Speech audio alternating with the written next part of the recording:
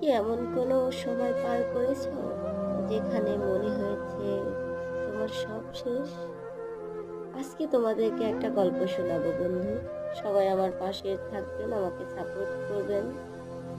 আর নতুন নতুন গল্প পেতে আমার চ্যানেলটিকে সাবস্ক্রাইব করবেন। Motivational Johnny. তাহলে শুরু করি। এক ব্যক্তি ডুবে যাচ্ছিল।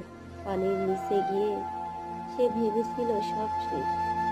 কিন্তু যখন সে পানির তলায় পৌঁছালো তখন বুঝতে পারল এখান থেকেই নিজেকে উপরে উঠাতে হবে।